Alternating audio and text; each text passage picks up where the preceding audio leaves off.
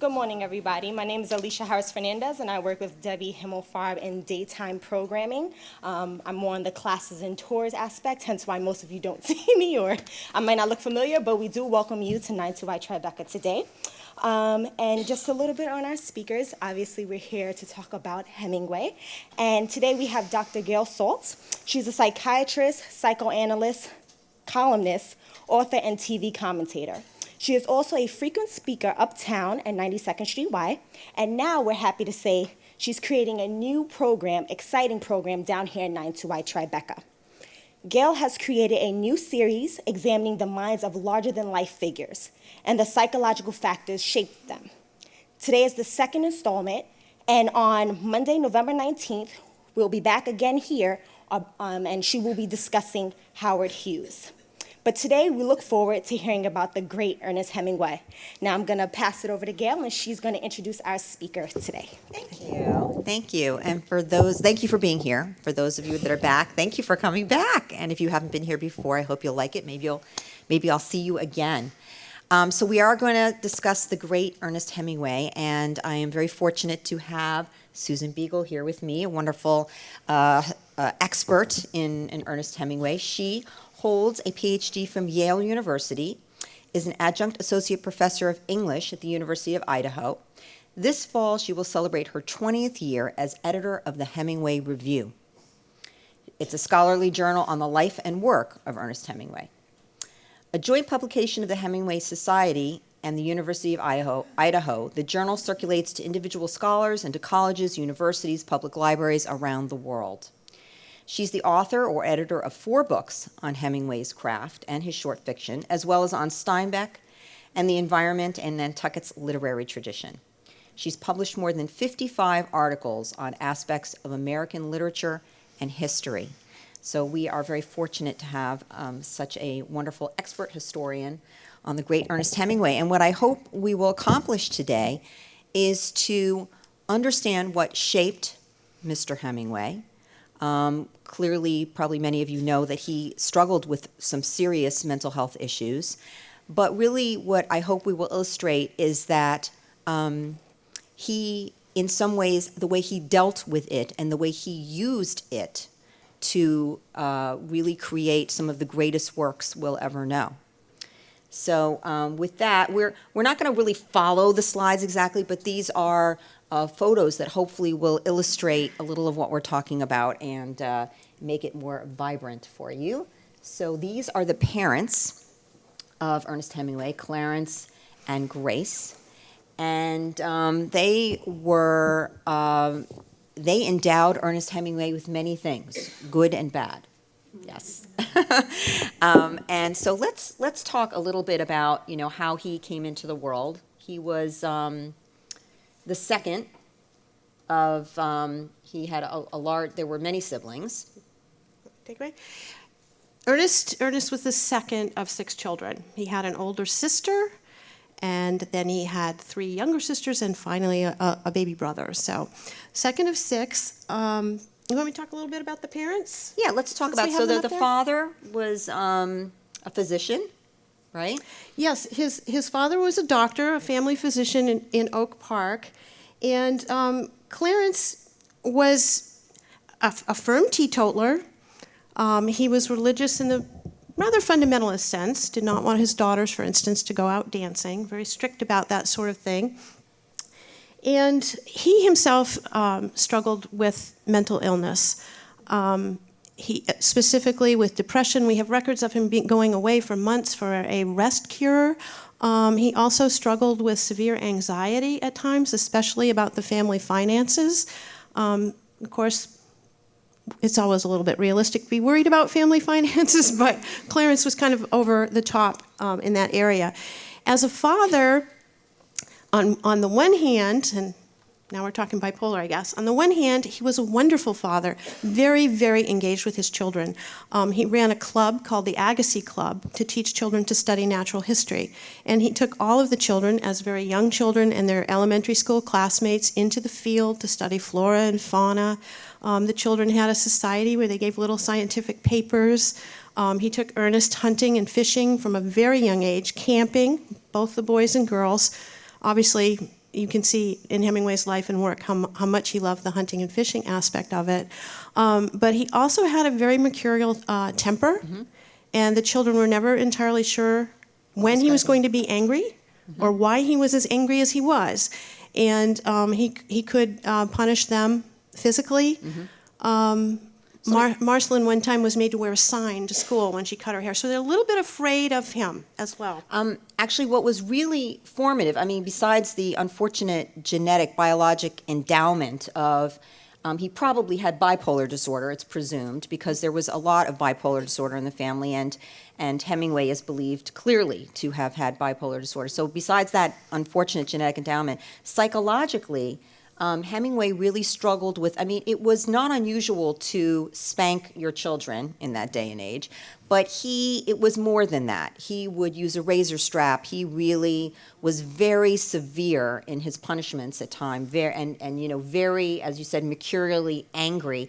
And the leaving for his restorative cures were essentially mini abandonments. I mean, he would go for, long periods of time and leave Hemingway with his mother, who we'll talk about in a minute, that was not such a wonderful, wonderful situation either. So those were, and they created a lot of rage in Ernest Hemingway as a young boy. And there's some evidence in things that are written that he played out fantasies of shooting his father, had a lot of, I mean, it's not unusual to have, when you're very angry at a parent, for a kid to have I wish they were dead.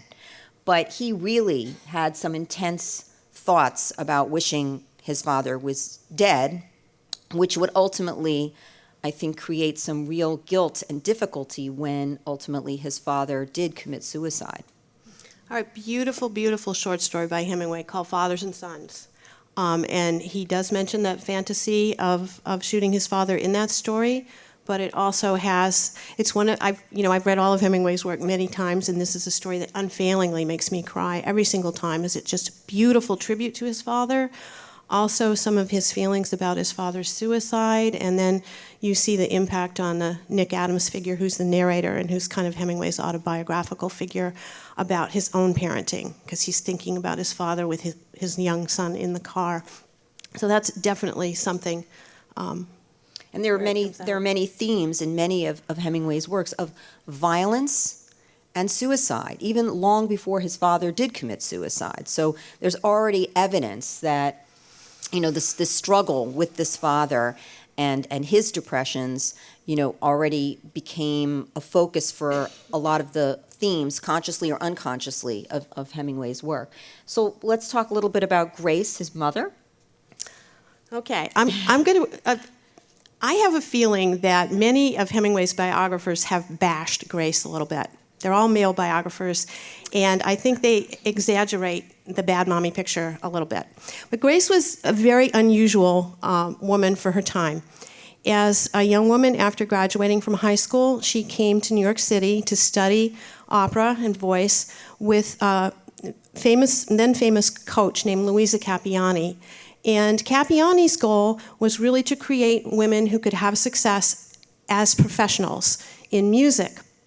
If she accepted you as a student, you did not have to pay her until you had made enough money singing to pay her back. She wouldn't take money in advance or money from parents. You had to earn your living as a musician before she would accept her pay. And if you could not do that, then she considered herself a failure as a teacher. So Grace came to New York, studied with Capiani, sang a couple of concerts with the Metropolitan Opera. She was a contralto. Went on her grand tour, and then returned to Oak Park, where she married Dr. Hemingway, and became a professional singer, voice coach, choir director, piano teacher. She played a number of instruments. When her father died and she got some inheritance, she built a music studio in her home. She actually made more money from her craft than her husband did practicing medicine. So she was an early woman professional. She was a feminist. She was in favor of the vote. And so her mothering did not take the form of necessarily changing diapers or bouncing children on her knee. She hired nursemaids. She had a cook. and continued pursuing her career. She was, however, very, very interested in her children as individuals. She kept scrapbooks for all 6 of them, multiple volumes. They're absolutely beautiful, beautifully crafted. If you look at them, you can see her sense that her children were going to be somebody. She wanted them to have opportunities. She insisted that they go to the opera, that they go to the symphony, that they go to museums. She had them in and out of Chicago all the time, that they read constantly. Every one of the 6 children would find a career in one of the arts. She raised writers, she raised musicians, she raised public speakers, she raised theatrical people. And that was her goal. So she was... And Hemingway did really credit her with instilling a love of music and a passion for writing, for following what he wanted to follow. So he credited her in certain ways, but I think maybe the reason biographers do bash her is there were some other very odd behaviors, one of which was she dressed Hemingway as a very young child in girls' clothes. Now, this was something that was done in the times, to dress them in dresses, the blue boys, but it seems that it went further than that. That first of all, it went longer in time in terms of how many years. He was no longer a little baby or even a little toddler, and that in addition there was some, she tried to pass him off at some point as the twin sister of his oldest sister, and that there was a photo where not only is he dressed as a girl, but his hair is sort of more in the style of a girl, longer and more in the style of a girl. And written on the back is Summer Girl, and that she would refer to him sometimes as her Dutch dolly, which there is also some evidence that Hemingway had some pretty mixed feelings, that he got older at one point and said, no, I'm not your Dutch dolly, and made some reference about wanting to shoot her. But at the same time, it was very conflicted, and I think that's what was noted most about the mothering, is that it was very conflicted because she also very much supported and gave him incredible positive feedback for being a boy, for hunting and fishing and being an outdoorsman and sort of these masculine pursuits. She was very enthusiastic about at the same time. So it didn't seem like clear-cut that she wanted him to be a girl per se, but sort of this conflicted gender message, and is often wondered if part of Hemingway's need to be so hyper-masculine, that he was, I'm in Africa and I'm hunting big game, and, I have to have the biggest kill, and so on. And often these pursuits were quite risky or dangerous, and he got injured, had something to do with a need, this hyper-masculine reaction to the feminine pull from the mother. Do you want to look at the baby clothes? Oh, yes, let's do that. All right. Okay, now, of course, it's stopped. Hold on. There, no, okay. Here we go. Okay, back one. Okay, these are the little ones. I'm going to give a little pushback on the baby clothes, too, because I think it's really, really important to recognize everyone dressed their children this way at the turn of the century. Boys and girls alike wore dresses until they were 3, and then they wore shorter dresses, often with leggings, that were still very feminine to us until about the age of 7, especially until the boys were breeched. So, a number of practical reasons for that. The zipper hadn't been invented yet. No onesies with the snaps. Much easier to toilet train a child in a dress. Not a lot of made-to-order clothing. And moms were expected to sew layettes for their young children, who, as we know, grow out of them every couple of months. It's much easier to make a dress than it is to make a boy's suit, to make pants or jacket. So it's considered very practical. They always wore white. They weren't gender-coded with pink or blue like we do now, because you could see when it got dirty, but also you could wash it, bleach it, and it would never fade. So these are very typical baby clothes for the time, and so is the long hair. People at that period, and this brings up some really interesting issues about gender that, I would love to explore more, but they considered young babies, up to maybe the age of 3, as completely innocent, gender-neutral little beings, right. Asexual beings entirely. For people of that era to have dressed a a male infant as a boy would feel to them like sexualizing the child. And I was trying to think of an equivalent. It's maybe some of the way we feel when we see like pictures of John Benet Ramsey or Toddlers and Tiaras, where those children dressed in adult women's clothes seem like we're sexualizing a child who should be innocent. And really at the turn of the century there was that same kind of feeling. Even the flowers, which are in the summer girl picture, were considered signs of youth more than signs of femininity. Now, what's actually going on with that picture?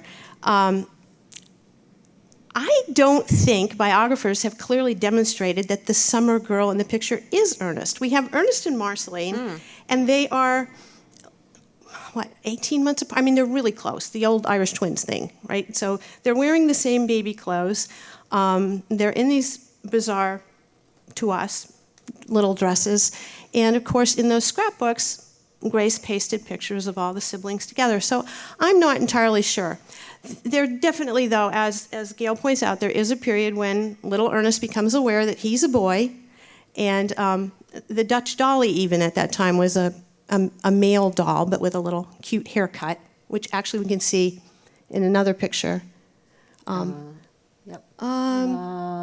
the bottom, yeah. Yeah, there's a Dutch dolly haircut. And here's some more of the girls' dresses. See, Ernest, now at this age, he is 6 years old. He's got trousers.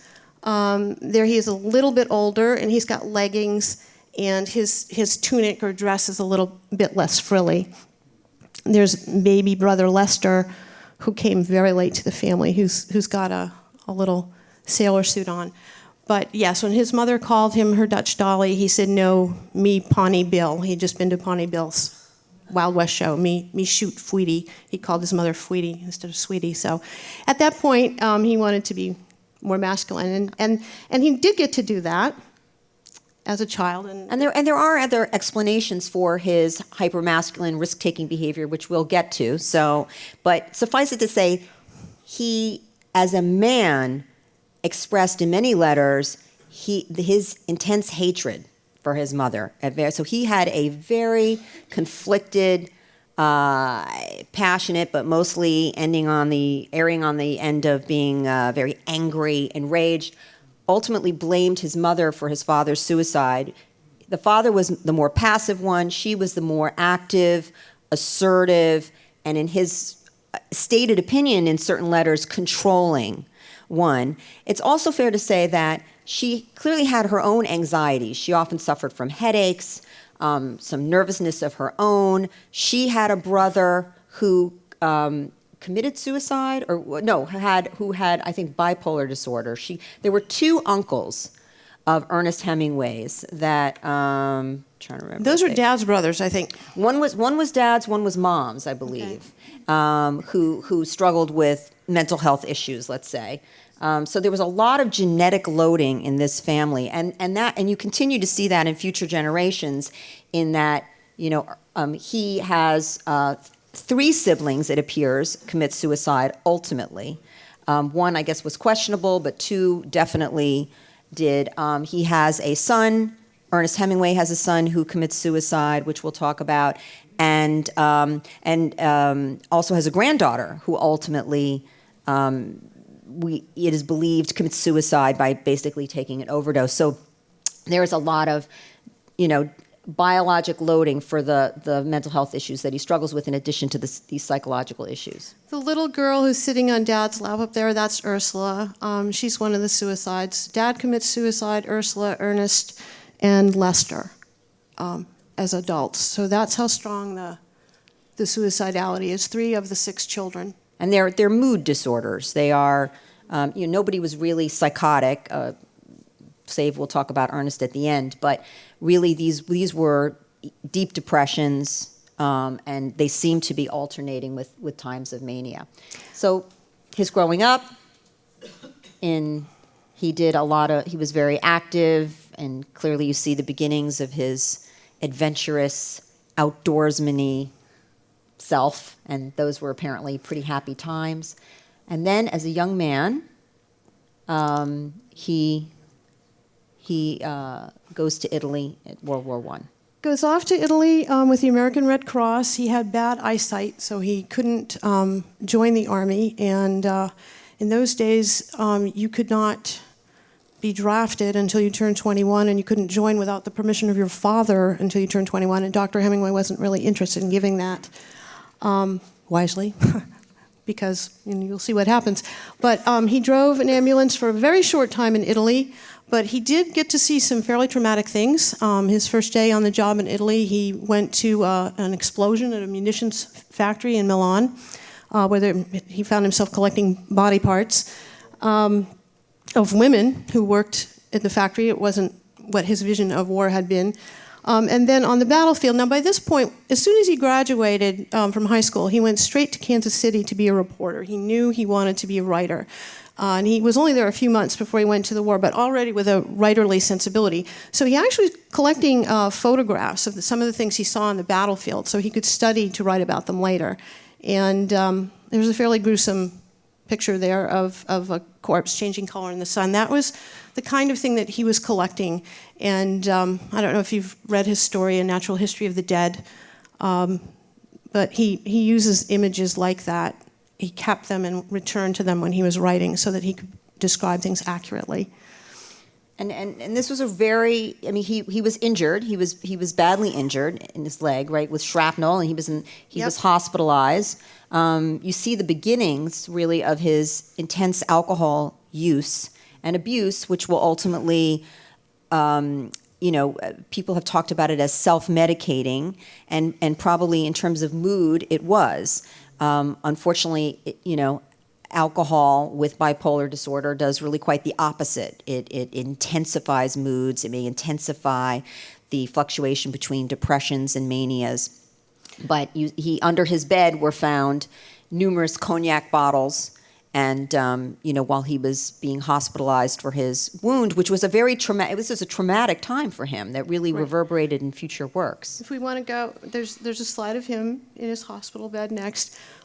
He was actually in the trenches with the men, delivering chocolates and cigarettes, doing canteen work for the Red Cross. But this is an example of risk-taking. He chose to leave the canteen, go forward, be in a trench where he was taking the same risks that the soldiers were taking. And I think this is also part of his reporter thing, but fitting well with his character. And the trench was hit by a mortar which threw shrapnel. And pretty much from the waist down, he had over 227 pieces of shrapnel embedded in his legs. He had to have multiple surgeries. He did get up and try to carry a wounded man back toward a field dressing station, and he was hit by machine gun fire when he got up. So he was shot in one foot, and he had a bullet under the kneecap.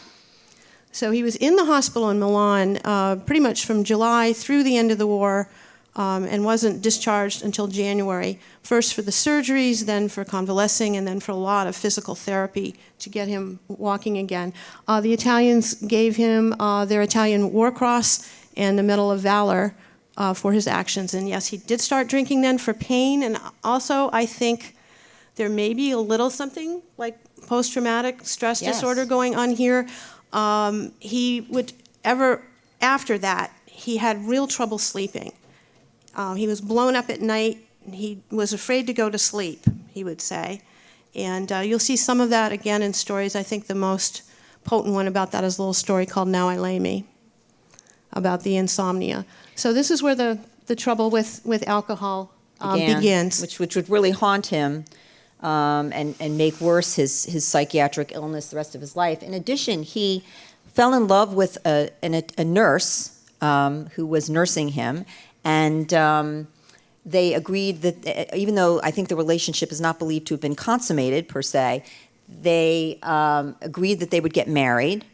But upon his return home, she wrote him basically a Dear John letter, we're not getting married, and actually married someone else.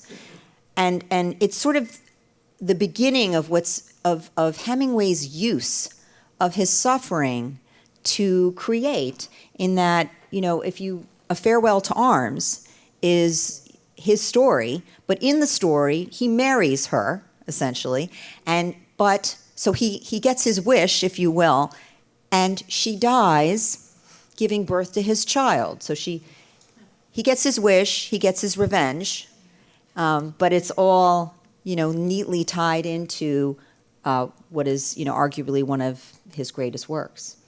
Agnes was a good deal older than Ernest. She was 8 years older. She was in her 20s. She was a dreadful flirt. She had these, I don't want to call them affairs because they weren't consummated, but she flirted with all of her patients and made them all feel extremely special.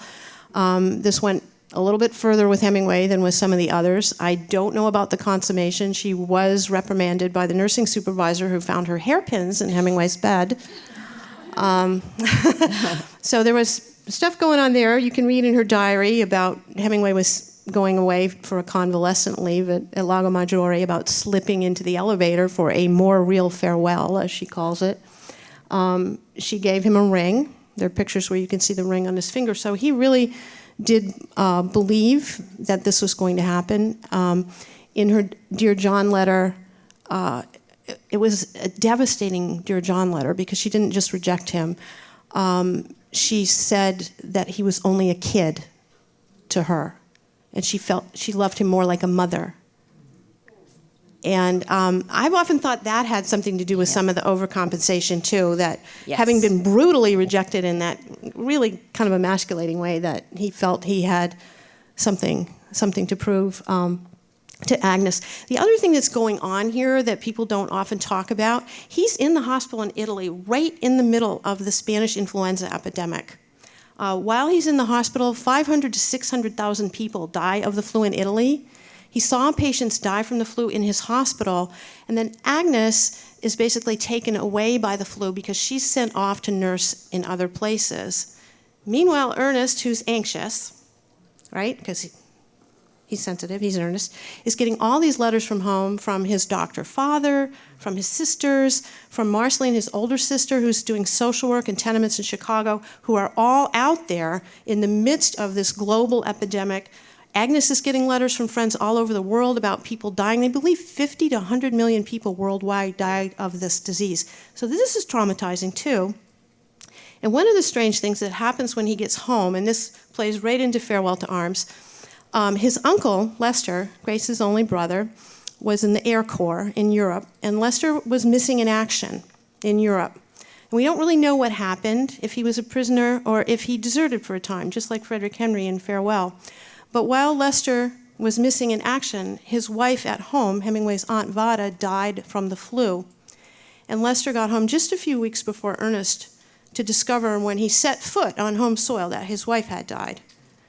Which is the same sort of thing that happens in Farewell to Arms, almost a generational thing, when you go through the terrible trauma of war and wounding, and then you discover that, oh, it's the woman who dies? That wasn't something expected. And Lester's loss was a terrible one that all the family just felt horribly, and probably a not very nice thing to say, but it also really upstaged Ernest's homecoming. Later, his mother wrote to him something about Uncle Lester, and he said, "I cannot love Uncle Lester, except as a character in fiction."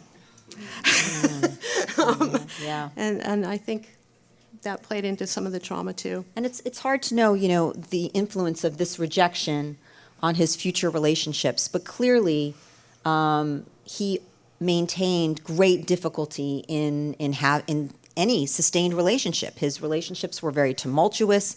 He had many marriages, many affairs that precipitated the next marriage, and relationships only stayed stable for relatively short periods of time.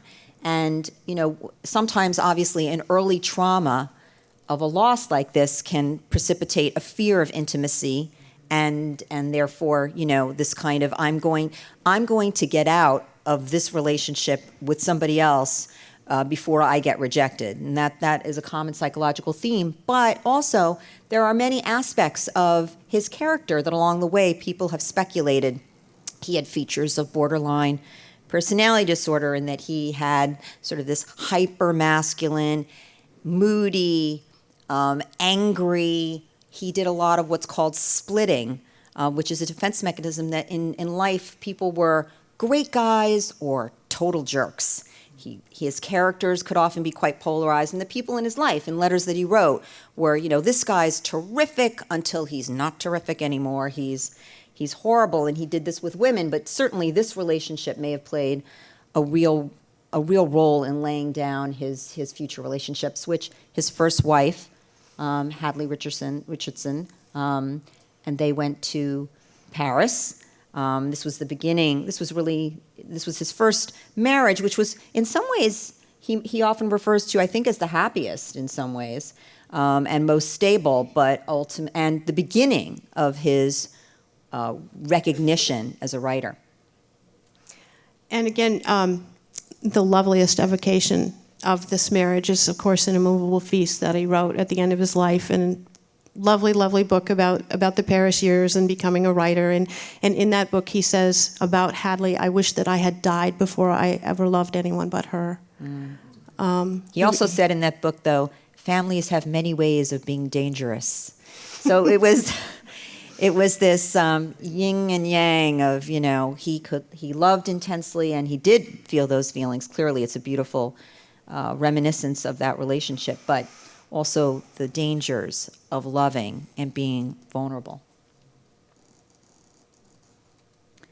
Okay, let's see here. So, of course, he started an affair with Pauline not long after the birth of his first son. I don't know if you believe some of the writings, she sort of wooed him away, really. No worries. Hemingway was not very nice about that. He says in Movable Feast that she deliberately set out to pull him away from Hadley. You can see in that picture in Pamplona, that's Pauline on one side, Hadley on the other. She began traveling with them, was always there. So he blamed the breakup of his first marriage on his second wife.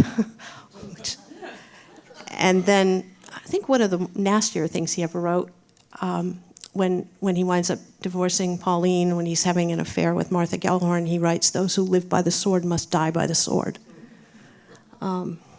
So once he breached that first marriage, all bets were off. I mean, one thing that is sometimes discussed in terms of his relationships, too, is sort of this streak of narcissism, also part of his character, that he, had great insecurity inside, but needed to,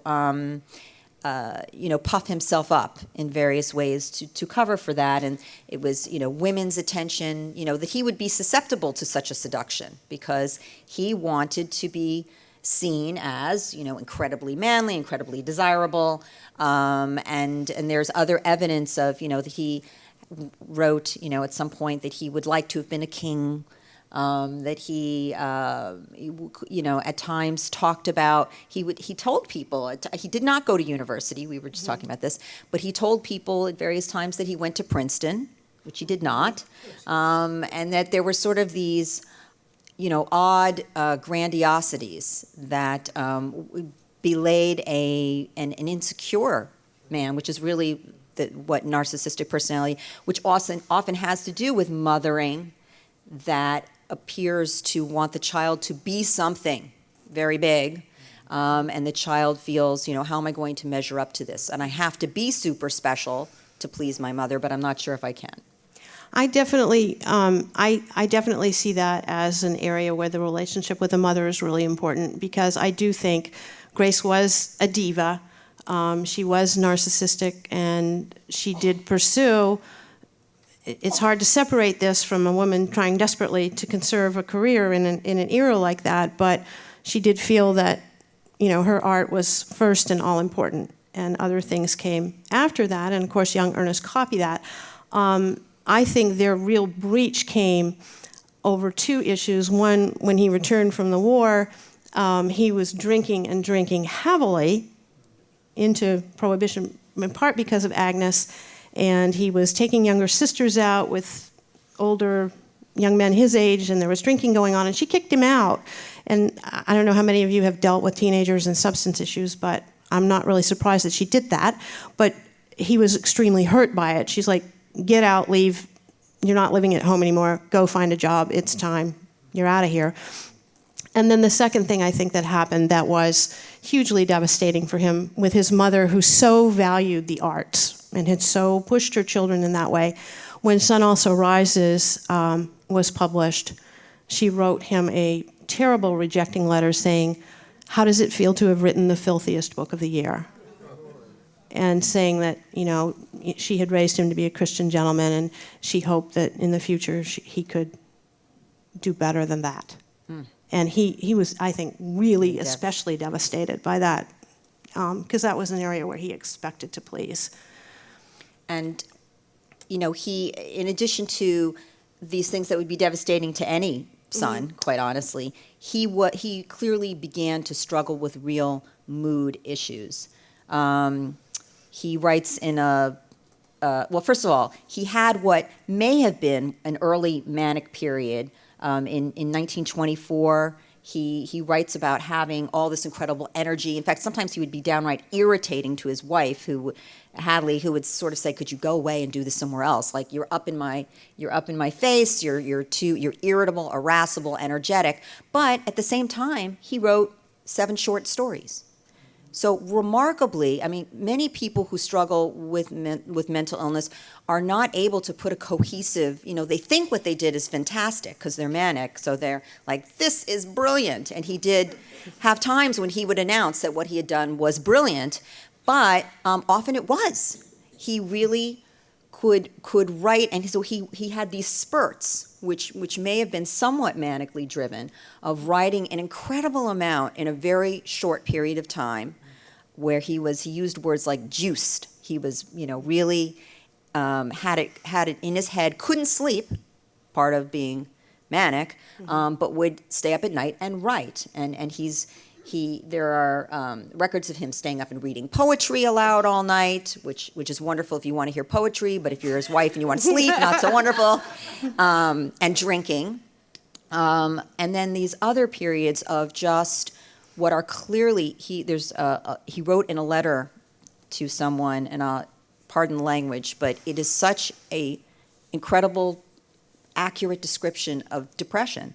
"I felt that gigantic bloody emptiness and nothingness, like couldn't ever fuck, fight, write, and was all for death."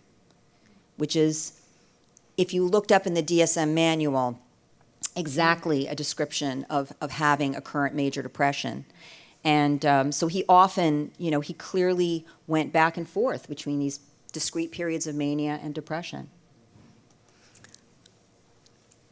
Well, we moved up picture-wise to 1931, but one of the things we need to mention is that in 1928, as he was finishing A Farewell to Arms, that's when his father committed suicide. And that, too, I think had a really devastating impact on him. And there are some curious, I'll just mention some places where that may or may not occur in the literature. I've already mentioned Fathers and Sons. One thing that I find interesting is the only short story that Hemingway ever wrote about his character Nick Adams experiencing shell shock was written right after his father commits suicide. It's a story called A Way You'll Never Be. And I often wonder why it is that Nick was never shell-shocked until the father commits suicide.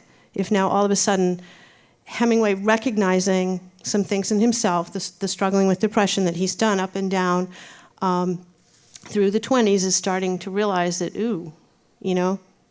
some of this could be familial. In For Whom the Bell Tolls, which doesn't come along until 1940, Robert Jordan, the protagonist of that book, his father has committed suicide. And Jordan has long passages of thinking about this and thinking about what a dishonor it is and how cowardly it is and how it's not something he wants to do. And he remembers taking the pistol that his father used to commit suicide and riding up to Bear Lake in Montana. I actually had to go find this lake, and throwing the pistol into this deep glacial tarn in the mountains. Almost, it's never stated, but in a hope that it's going to stay down there. Hemingway had actually asked his mother to send him that pistol, so he owned the pistol that his father used. But I think this is a period when he starts to feel anxiety about that as well, about the dark side in the family. But he uses it in his work so beautifully. By the way, I want to make sure that people know that the pieces of paper on your chair are for questions. So if you have any questions, in just a couple minutes, we'll collect them and try to make sure we get through some.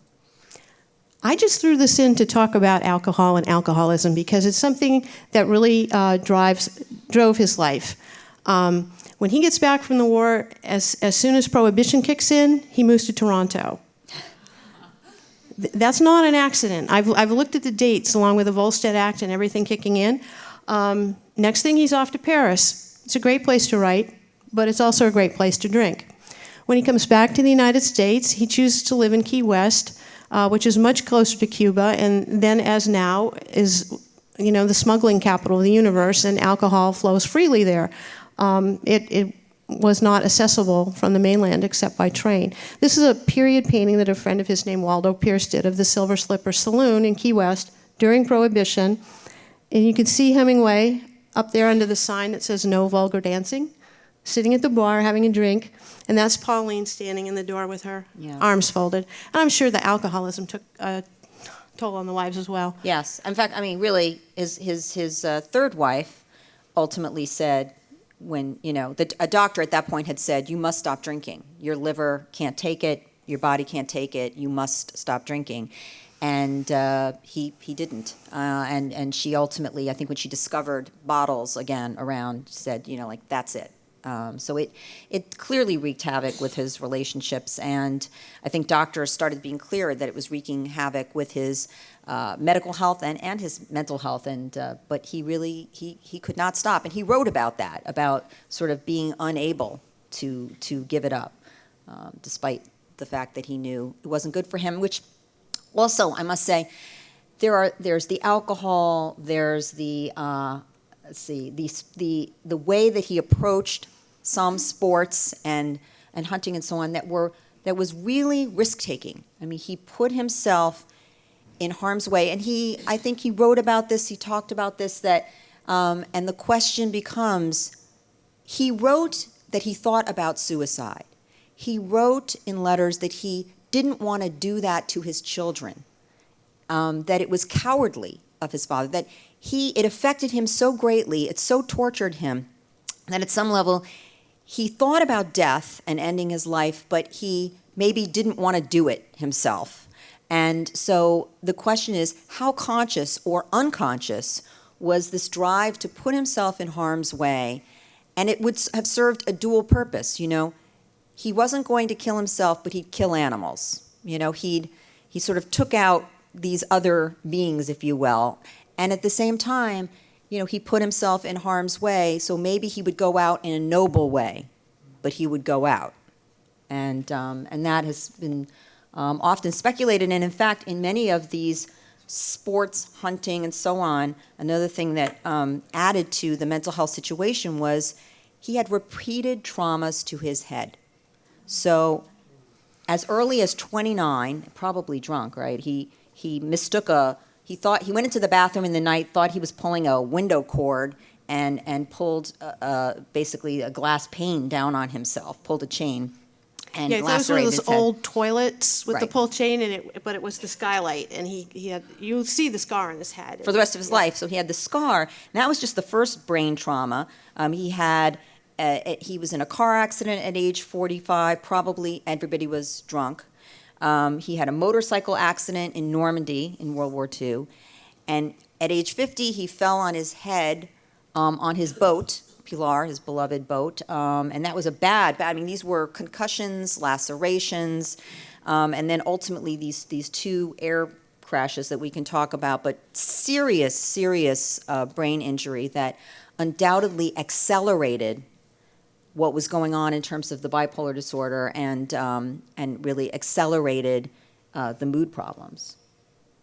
But it was a great source of, right, of writing. Stories. Of stories, and his image, which became, I think, quite important to him.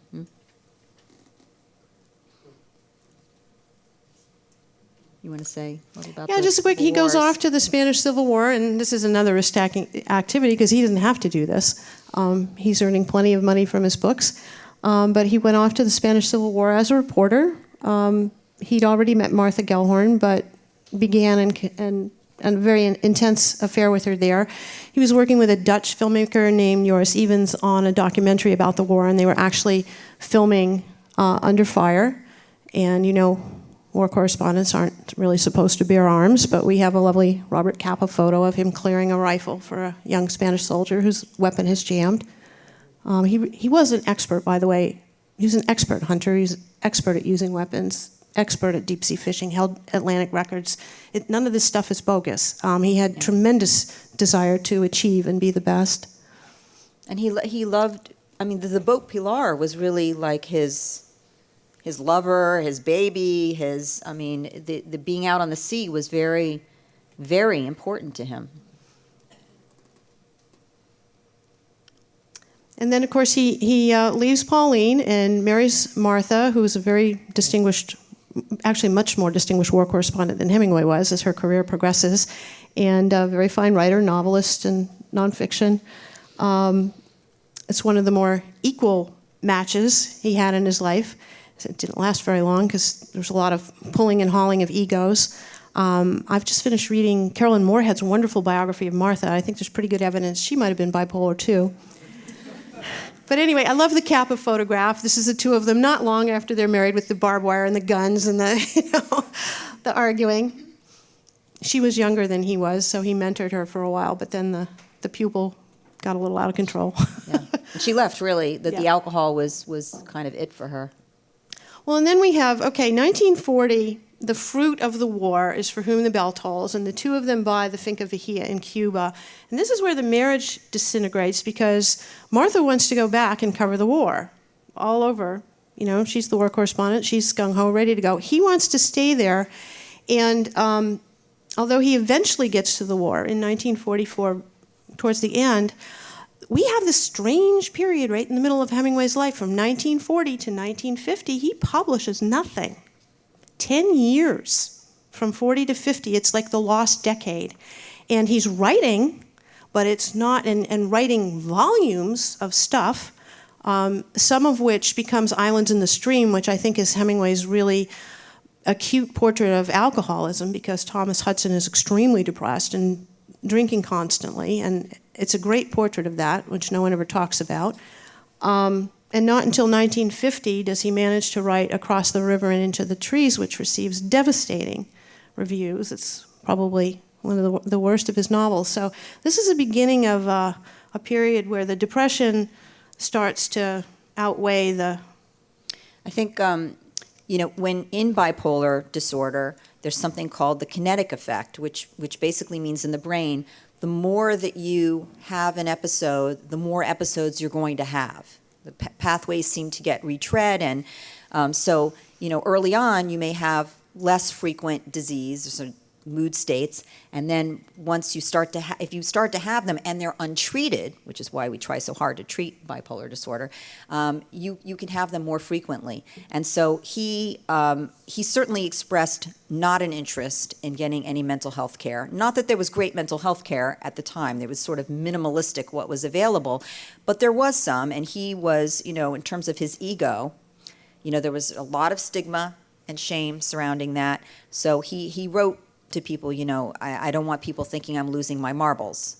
And he was not interested particularly in getting help, and he continued to drink. So I think there were many darker periods, more than manic periods in this time, 40 to 50.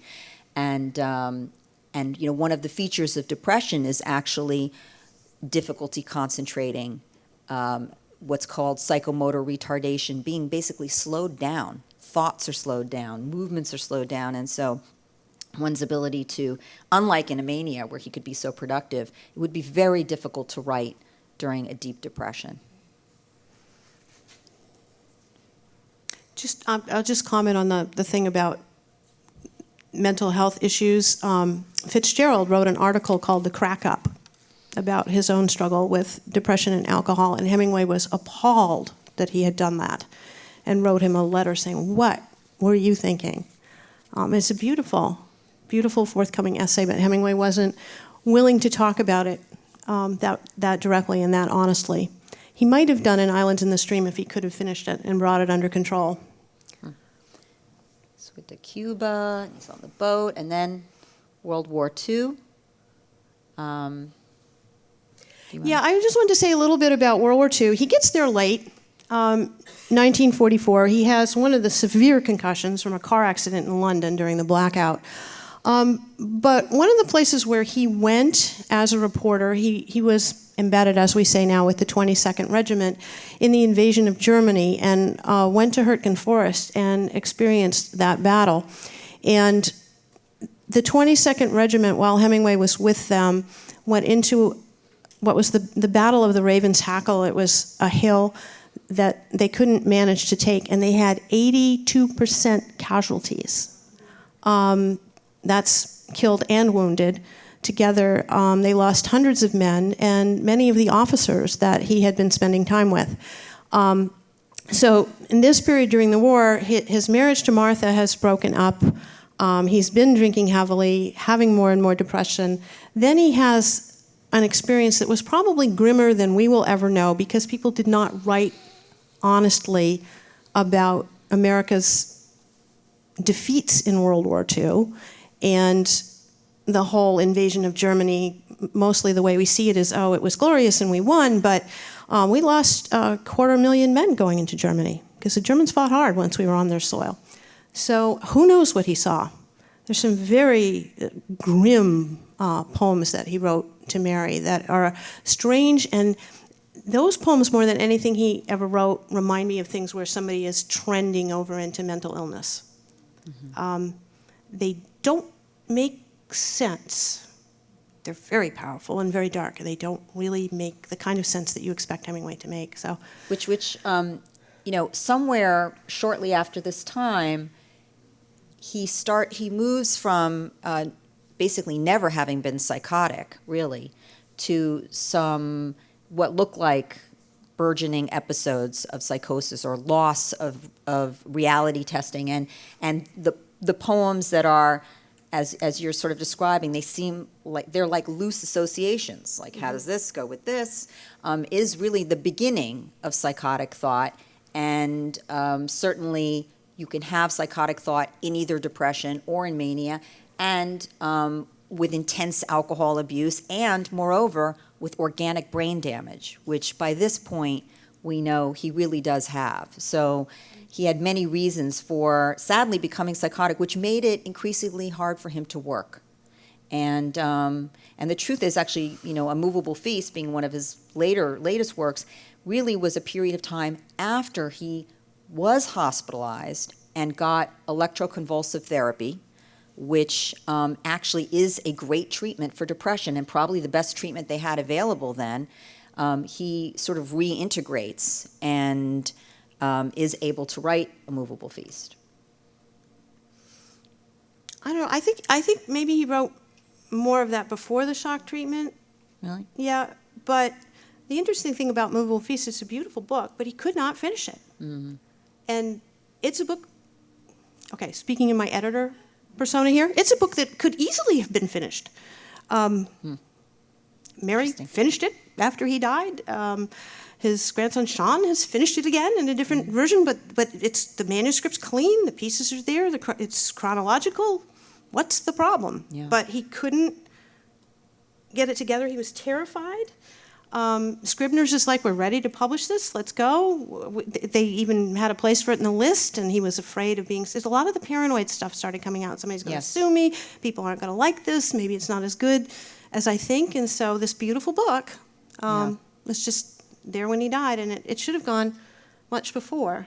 He had these two... this was sort of probably the worst of the brain damage that he did sustain, that he was in these two... They took off, hit a telegraph wire, the plane went down. He was actually not that badly injured in the first crash, but was injured. And then they put everybody who was injured in another plane to take off. And then that plane crashed shortly after takeoff. and burst into flames. And he used his head to sort of batter his way out of the plane, and still sustained burns, but certainly that was probably the worst of the head injuries. He was like leaking cerebrospinal fluid, and clearly he was left with some temporary deafness, ringing in his ears. I mean, many signs of really severe brain injury that might have had a lot to do with these psychotic thoughts that came later of that became so severe that the FBI is following me, and may have really driven suicidal behavior, because it's terribly frightening to believe that the world is out to get you. And paranoia is one of the things that psychiatrists are most concerned about in terms of suicide, for just that reason, that sometimes patients kill themselves to get away. He also responded to the plane crashes, and I gotta say, only Ernest Hemingway could be in 2 plane crashes in the same day and be reported dead around the world. Yes, right. He was reported dead, and then he read his obituary. He had a lovely time reading his obituaries, staying up all night and until his wife complained. This is now the 4th wife, Mary, and he had to go into the bathroom to read his obituaries. But so at least he had that experience, which many great writers never have. But I did find a picture of him from that period where he's convalescing in Venice with a bandaged arm, and he's drinking vodka out of a bottle. It's the only time I've seen Hemingway drinking anything but wine from a bottle. Just before this, just after this, he wins the Nobel Prize. Just before it, he writes The Old Man and the Sea, which is really the last coherent thing he ever did. Wrote it in 1950, wrote it in 6 weeks. You look at the manuscript, it's an amazing manuscript because there are hardly any changes. It's like he just wrote this beautiful, lyrical, tight little prose poem. And we know from the letters, he was worried about losing his reputation after Across the River, because people had waited 10 years for a new Hemingway novel, and they got one. It was horrible. And the reviews were all, Hemingway is finished, so he had to have his comeback moment. But he actually said he went into training to write Old Man. He stopped drinking, he went on a diet, he lost weight, he worked out like a boxer to get fit to write this one last little jewel. And it did save his career, and then this happens.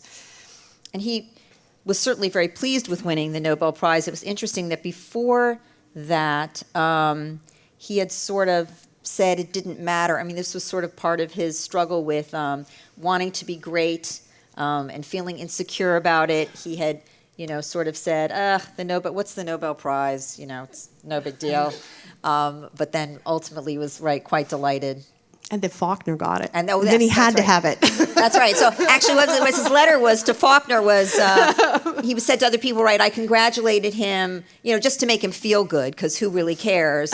And, if he could have gotten it, anybody should have gotten it, so obviously it's not a very good prize, but he seems pretty happy when he got it nonetheless. There's a picture. Do you want to go back? Can you go back one? Yeah. There. Oh, sorry. Yeah. Yeah. He didn't go to Sweden to pick it up because he wasn't feeling well enough. Right. So they brought it to him at his home in Cuba. Okay. So ultimately, he went through a period of being quite psychotic and deeply depressed. He was treated with electroconvulsive therapy. It seemed like initially the first round was successful, but he quickly seemed to relapse. He made, at one point, successive attempts, and they really had to work hard to sort of intervene, and keep him from killing himself.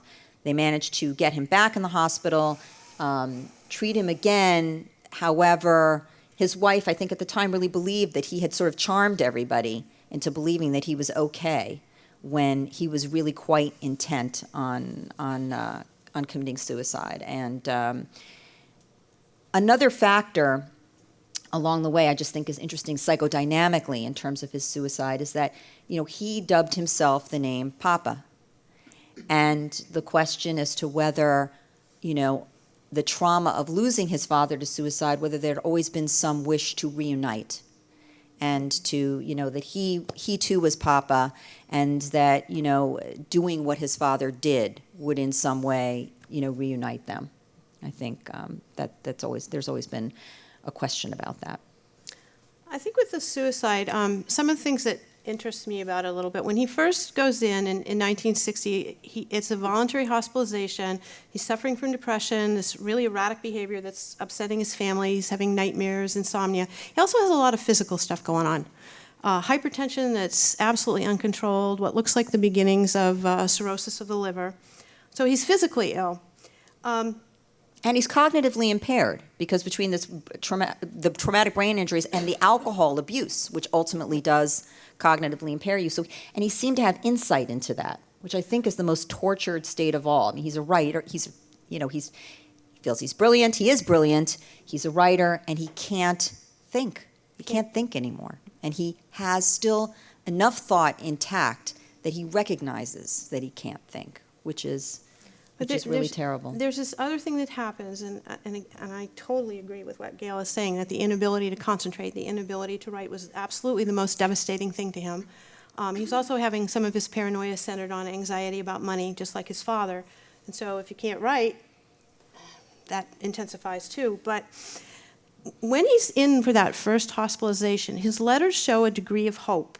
The people that he's writing to, I'm being treated, I'm trying to get better, I'm feeling a little better, I'm going home. But one of the things that biographers missed, when he comes out, the date of his first suicide attempt is the date that President Kennedy announced the Bay of Pigs invasion to the American people. And he's in Ketchum. So on that day, here he is, struggling with physical illness, struggling with depression. He gets the news that he can never return to Cuba, to his home. It's been his home for 20 years. So he's lost his community, his boat, his lifestyle, his house, his library, his pets, the people who work for him. All of his friends is gone. Can't go back. And at that point, he never stops trying to kill himself. He makes his attempt when he hears that news. He tries again on April 23rd before they even start getting him to the Mayo. On the way to the Mayo, they fly him up to Minnesota from Idaho. They have a stop to refuel the plane. He tries to walk into the propellers, which is gruesome. And then he's hospitalized for a time. He convinces them to let him out, and he's home for one night in Ketchum. We have dinner out at Christiana's. He gets up in the morning and commits suicide. So, to me, that loss landing on the mental and physical illness was just, that was it. And I think also, being out of familiar surroundings, you're with your community, with everything, also intensifies disorientation in older people or people who have any traumatic brain injury. And so the intensification of these psychotic thoughts, but also his confusion. He was just very increasingly confused for medical reasons, for psychiatric reasons, and that, I'm sure was very devastating as well. Even just little things like, he no longer had his library. There's a letter that he writes to Scribner asking him to send an Oxford book of English verse, the Oxford Book of English Verse, and a book of Common Prayer. And if you know Hemingway, these are books that he had with him all of his life. It's where he found his titles. They were just constant sources of comfort and inspiration to him. And so that Hemingway didn't have even these basic things that were home, it's just very sad. Very sad, very sad. I want to make sure that we get to some of your questions, so let's go here. So the first question is, after Hadley lost his novel, how did Hemingway not kill her? And do we have any idea of what that lost novel was about? We do a little bit. I guess you know the famous story. And during the 20s, Hemingway was away as a reporter in Switzerland, and his wife Hadley decided to surprise him by going to visit and taking all of his manuscripts of everything he was working on, a sort of nucleus of a novel that might have been all of his short stories, and she packed all of those and their carbons into a suitcase, and then she left it in her compartment in the train while she went to buy a bottle of water, and someone stole the suitcase. And it was a devastating moment for Hemingway. He rushed back from Switzerland to try to find out what was left. I think he wrote very tantalizingly, I think it was in Immovable Feast, about what he did in the night. And he doesn't say what he did in the night, but he did something in the night. It could have been a real relationship buster. I've actually found letters where his mother did something similar when he was a teenager and went through his room and burned all of his papers.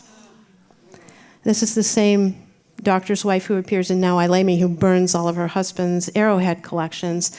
And if you've read The Garden of Eden, the mad wife, Catherine, burns David Bourne's stories and manuscripts. So this was a hugely traumatic event for Hemingway, and it reappears in fiction on a number of occasions.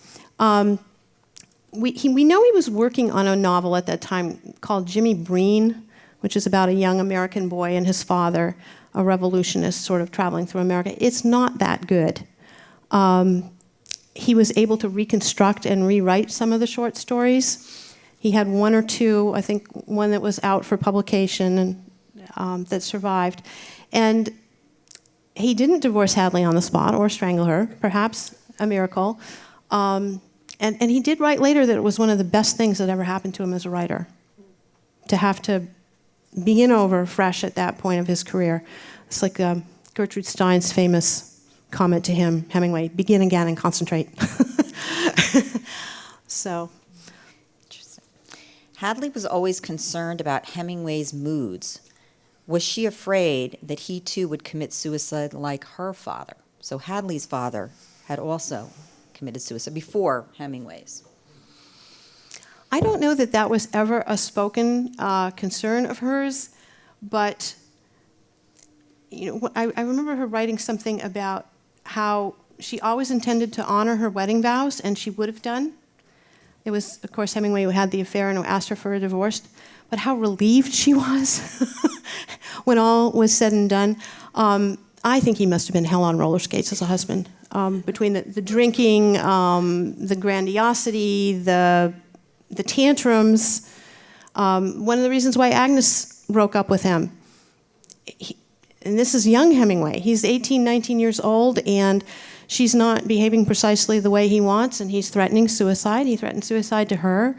He's drinking very heavily, and she's a nurse. She's smart. She's not going to go there. So, yeah, does that answer the question? I think any Hemingway wife was probably concerned about his mood all the time. All the time. A lot and all the time. And yet, that clearly, that was also part of the draw, that he was, he had this charisma, this, there was something very exciting, and it was obviously, partially his fine mind, but also, when someone is a little hypomanic, they can be unbelievably engaging and charismatic and draw you in and exciting. It's like a wonderful adventure. I mean, the bullfights and he wouldn't just go to the bullfights, right? He would sort of, I have to be in the bullfight. I am like the matador. I am, it would be very high and exciting. And that was clearly, the other side of his relationships. There was absolutely wonderful charisma. When I think people ask me, would I have liked to have meet Hemingway? I think, yeah, I kind of would have liked to have gone fishing with him and be on the boat. He would be tremendously fun to be around.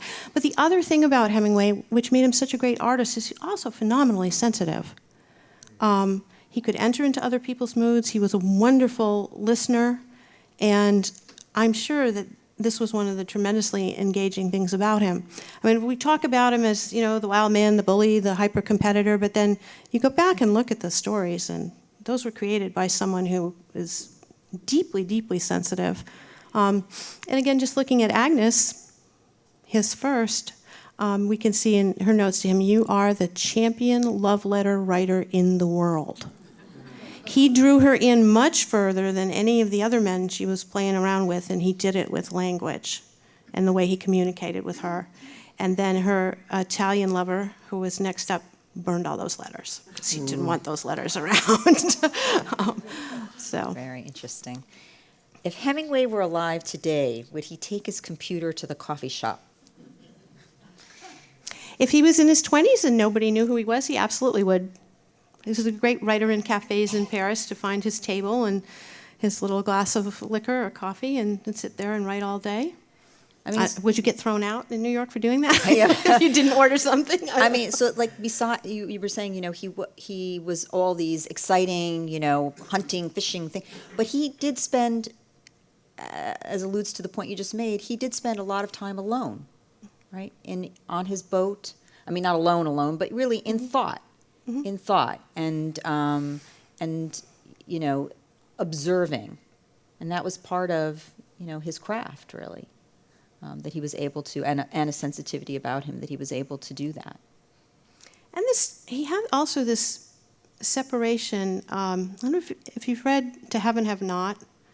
There's a tremendous tirade in there of a wife who his husband has been cheating on her, and it goes on, and it's an astonishing speech of feminist wrath.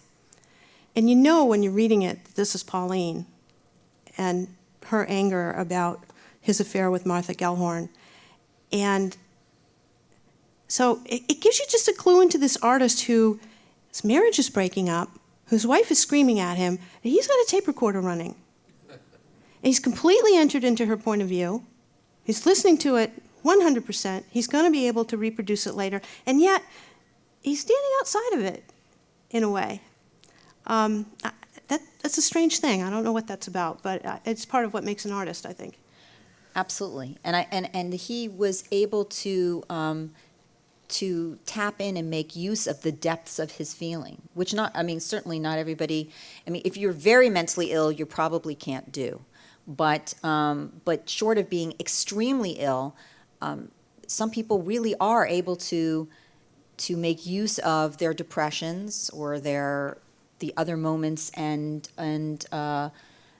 integrate them with what's going on in their world, and in that way tap into everybody's at times being intensely sad or having intense grief and loss.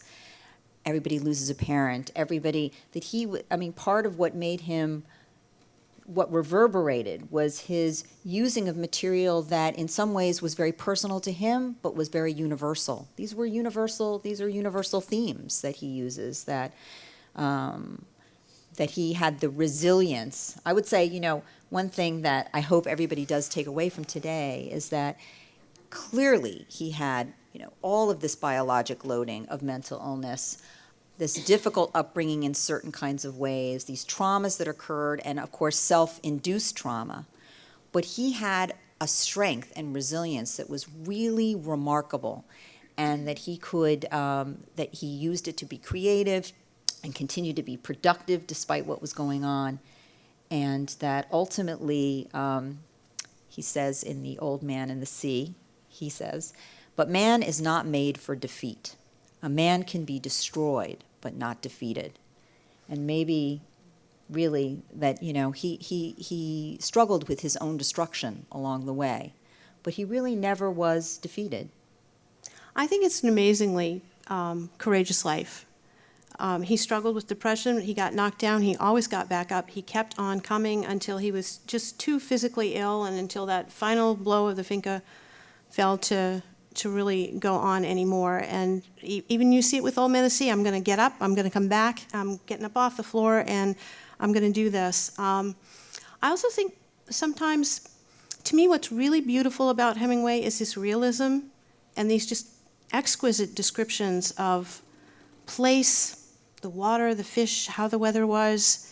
And I'm not quite sure how to describe this correctly, but I think that's something that depressed people do really, really well when they're trying to be better, that they're just phenomenally observant of the thingness of daily things.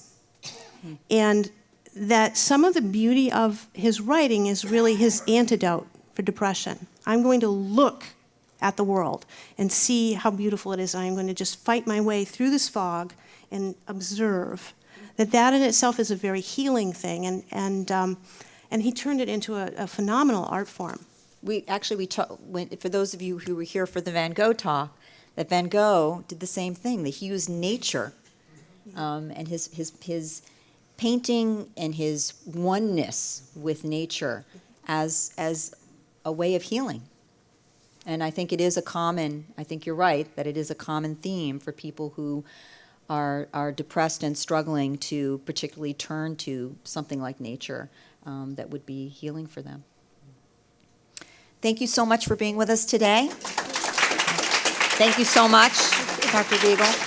And next month will be Howard Hughes.